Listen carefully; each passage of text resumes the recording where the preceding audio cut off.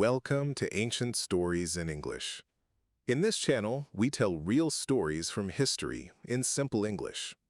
There are no special effects. There are no complicated words.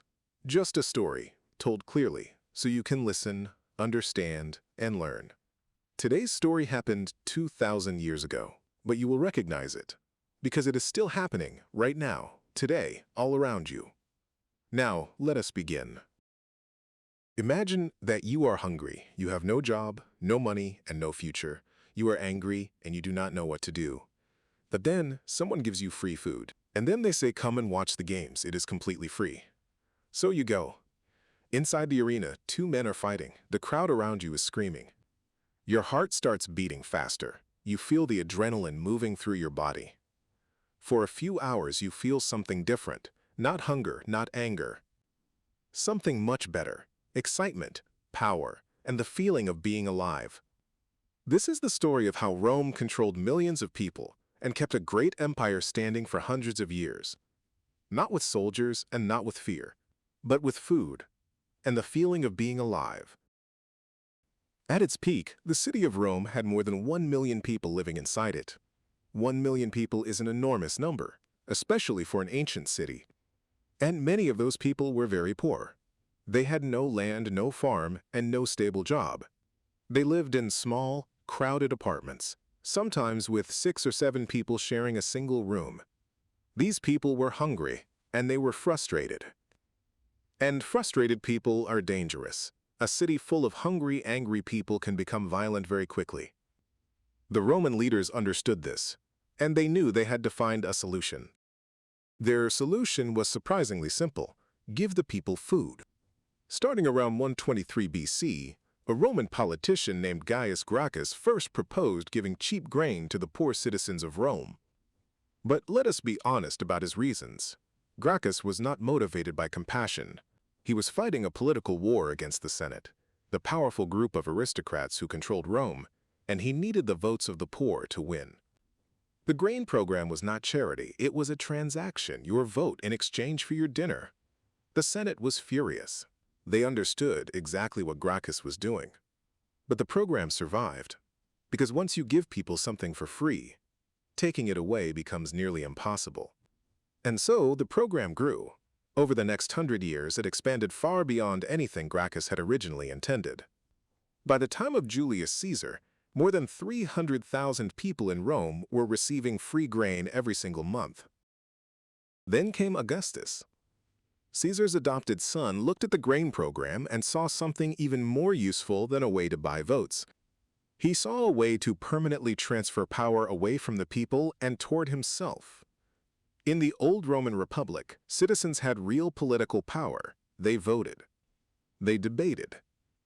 They could, in theory, change the direction of the state. But a citizen who depends on the government for his daily bread is no longer truly a citizen. He is a dependent, and dependents do not bite the hand that feeds them. Augustus understood this perfectly. He expanded the grain program, formalized it, made it a permanent institution of the state. He did not do this because he feared hunger or riots. He did this because every person who lined up for free grain was a person who had quietly traded their political power for a full stomach. Rome's citizens had once been the foundation of a republic. Augustus turned them into something else entirely, a population that needed the emperor to survive, and therefore could never truly oppose him. The grain was not food, it was a leash. But free food alone was not enough. People also needed something to do, something to watch, something to feel. So Rome built arenas, large, magnificent structures where tens of thousands of people could gather together and watch what happened inside. The most famous of these was the Colosseum. When it was full, it could hold 50,000 people inside its walls. And what happened inside was not gentle. There were gladiator fights, professional fighters trained to kill each other in front of a screaming crowd. There were executions, where condemned criminals and prisoners of war were torn apart by lions and bears in front of tens of thousands of people eating their lunch. There were animal hunts, where exotic creatures from Africa and Asia were brought to Rome and slaughtered purely for spectacle. This was not entertainment in the way we think about entertainment today. This was something rawer and darker. The crowd did not come to feel inspired. They came to feel powerful. Think about who was sitting in those seats.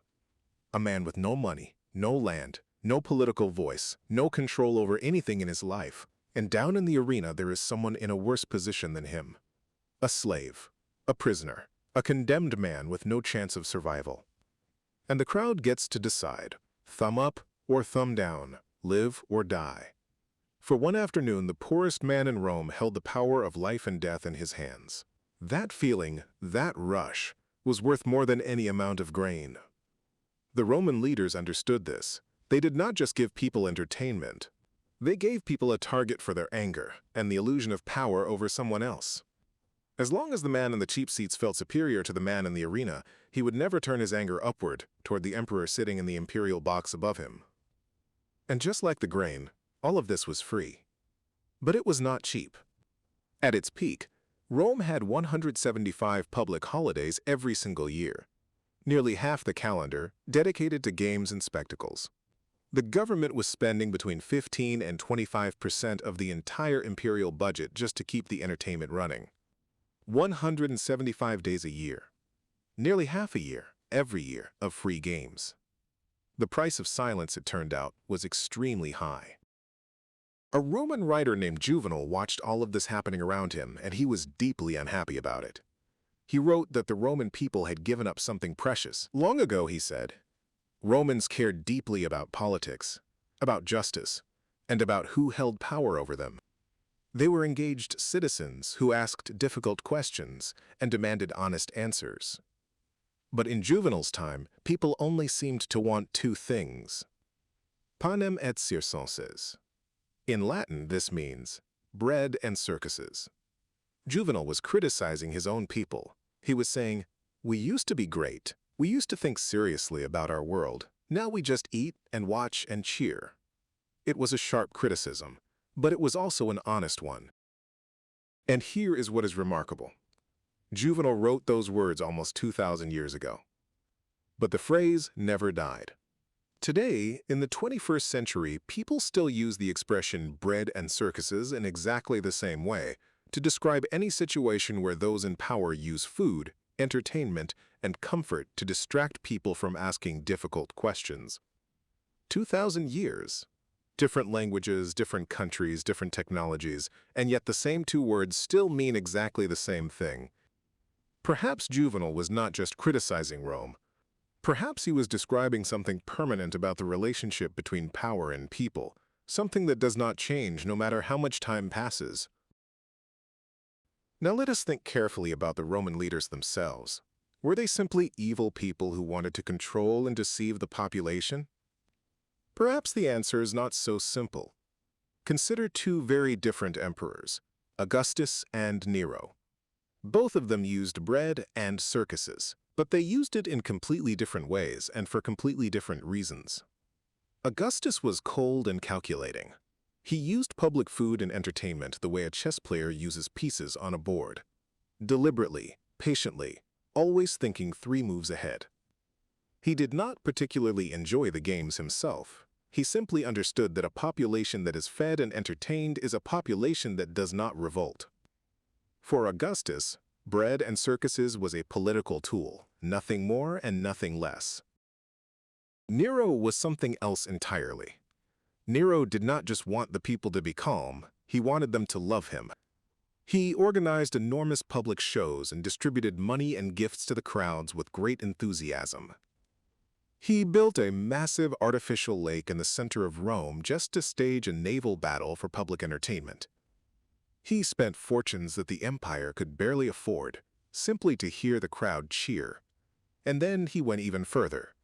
Nero began performing on stage himself, singing, playing the lyre, acting in theatrical productions in front of thousands of people. For a Roman emperor, this was considered deeply shameful. The aristocrats and senators were horrified. No man of his status should lower himself to perform like a common entertainer. But the ordinary people of Rome, they loved it. Here is something that the history books do not always tell you. After Nero died, the poor people of the city mourned him. For years afterward, ordinary Romans left flowers on his grave. Augustus used bread and circuses like a politician. Nero used it like an artist desperate for applause. One was strategic, the other was emotional, but both of them understood the same fundamental truth. Give the people what they want to feel, and they will let you do almost anything you like. And here is perhaps the most remarkable thing of all. Neither Augustus nor Nero invented this system. They inherited it, refined it, and passed it on. Generation after generation of Roman leaders, some brilliant, some cruel, some completely incompetent, all of them kept the grain flowing and the games running. The system did not depend on any single genius. It had become something larger than any one person. Rome's greatest achievement was not the Colosseum, and it was not the grain dole. It was turning a political strategy into something so natural, so expected, so deeply woven into daily life, that nobody thought to question it anymore. The people just waited for the next shipment of grain. And the next games. And the next. And the next. Now let us look at the other side of this story. The ordinary poor people of Rome. Were they victims? Were they innocent people who had no idea what was being done to them? Perhaps that is too simple an answer. Yes, the system was designed to control them.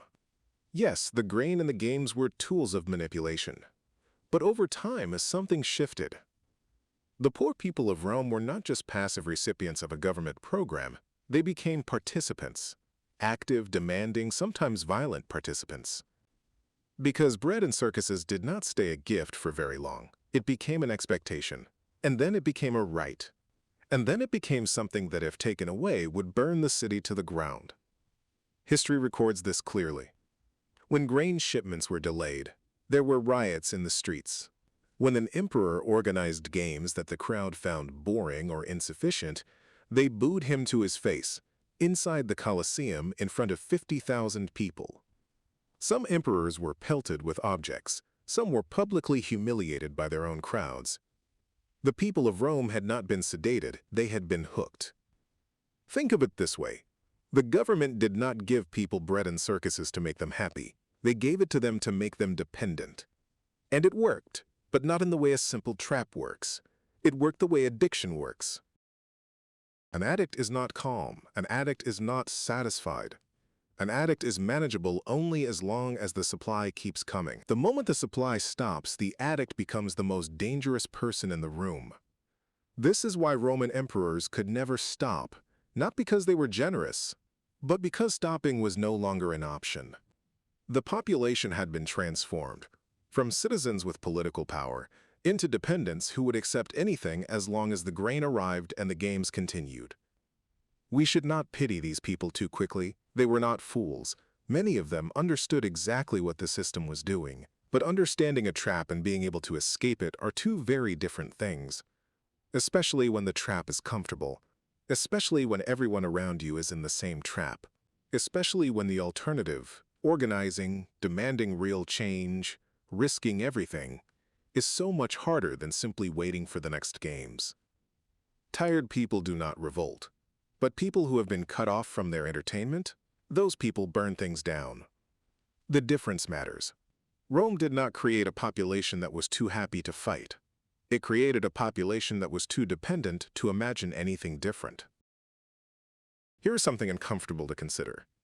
The Roman leaders did not invent this strategy from nothing. They discovered something that was already deeply true about human beings. We like comfort, we like pleasure, we naturally try to avoid pain and difficulty. Imagine a man living in Rome. His rent is overdue, his landlord is threatening to throw him out. He has been looking for work for 2 weeks and found nothing. That afternoon, there are free games at the Colosseum. So he goes. For 3 hours, he screams with the crowd, feels the adrenaline, forgets about the rent and the landlord, and the 2 weeks of nothing. He goes home feeling better, not because anything changed, but because for 3 hours his brain had something else to focus on. The next day, the rent is still overdue, the landlord is still angry, there is still no work. But that evening, there are games again. This is not a story about a weak man. This is a story about a human being doing exactly what human beings do, looking for relief when life becomes too heavy to carry. When life feels hard and overwhelming, we look for escape. A good story, an exciting game, a dramatic show, these things feel good, and there is nothing wrong with that in small amounts. The problem comes when escape becomes a habit. When we stop asking difficult questions because asking them is uncomfortable.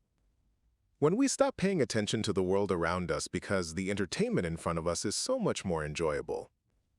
The Roman leaders did not force people to stop thinking. They simply made not thinking very easy, very comfortable, and very enjoyable. And that is the true secret of bread and circuses. It requires no violence. It requires no soldiers standing at your door. It just needs to be easier and more pleasurable than the alternative, which is waking up, paying attention, and asking hard questions about the world you live in. Now let us be completely honest. Rome collapsed more than 500 years ago. But bread and circuses did not collapse with it. The strategy survived. It just changed its appearance. And it grew.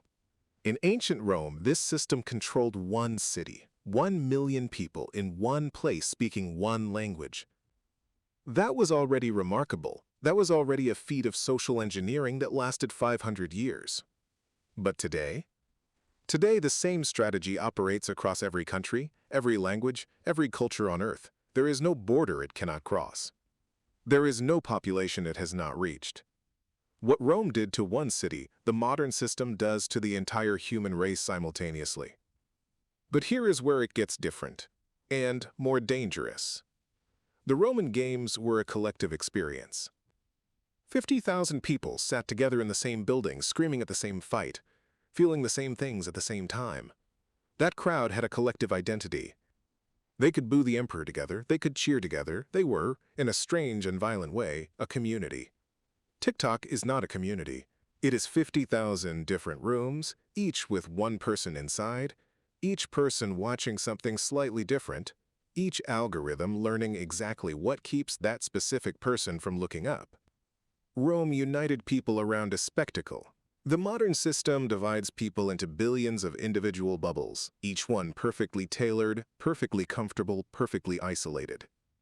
You are not watching the same thing as your neighbor. You are not even living in the same information reality as your neighbor. This is not an accident. An isolated person cannot organize. An isolated person cannot revolt. An isolated person can only scroll. Look at your phone.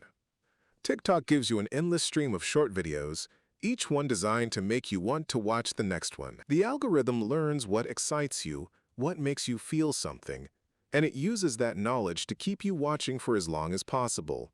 Netflix plays the next episode before you have decided if you want it. YouTube recommends a new video before the current one has finished. All of it free. All of it perfectly designed. All of it working exactly as intended. The Roman government spent 15 to 25% of the imperial budget to keep people distracted. They needed grain, marble, animals, gladiators. It was expensive. There was a limit to how much they could provide. Today, the cost of keeping you distracted is almost zero. One algorithm can keep 1 billion people entertained simultaneously. The Colosseum held 50,000. TikTok holds everyone separately, quietly, alone. Who controls the money? Who writes the laws? Who is making decisions about your future right now while you are watching the next video? These are important questions, but they are also hard and uncomfortable questions. And hard questions are much less enjoyable than the next episode, the next video, the next post. The man in Rome went to the Colosseum to forget about his rent. He sat with 50,000 other people who were also forgetting about their rent. And for one dangerous moment, they were all in the same room together. You open your phone. You are alone. Different city, different century, different scale. Same choice, smaller cage. The Western Roman Empire finally collapsed in 476 AD. Historians still debate the exact reasons. Too many external enemies, too much internal corruption, too many problems that had been ignored for too long. But some historians point to something else as well, a population that had gradually stopped paying attention. A people who had been fed and entertained for so long that they had forgotten how to ask the questions that mattered. bread and circuses worked, until the day it didn't.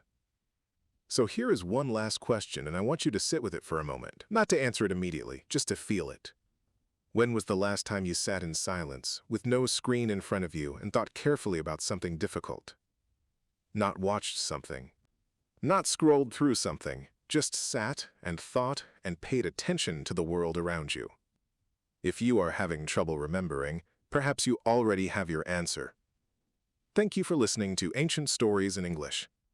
If you heard something you did not understand, go back and listen again. Slowly, that is how real learning happens. See you next time.